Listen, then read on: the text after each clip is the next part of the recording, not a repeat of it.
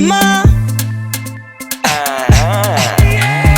ndafika kumakosana nditokote muuze njira fanzi yayamba kufusana hati bwanji mabala sakuchira ndine patient wojerera ndaenda ndekosati pamachira fanzi yima ndipiga hati njira umata kuchira anandimenya kuchibwezi nditaja kale tupano kuli mwana handuza ndivaye ndikamuone ndawauza hizo nzachibwana mmene anandiswera muja ndikavaye konko ndatolozedwa olo mutakhala inu njira mungavaye konko mwatolezedwa sindingalimbane nawe njira undipasa mimba yopanda salu koma iyiyi nding'alula khulupirira ujaziyalu ine sindikonda beef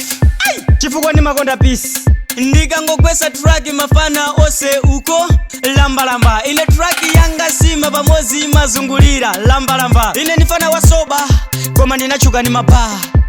iwe ndifana wasoka unachuka nyimbo umaba eya unachuka ndi akazi ndikuuziretu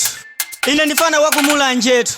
kona ndinagwira jetu ndine nkhumba yakumulanje pa biti sunga ndipholo pakiti yalelesa ndi biti ya tapoti koma ndaphapoti zanga phe kudikira eno beauty indipase ploti kadino ndamaliza.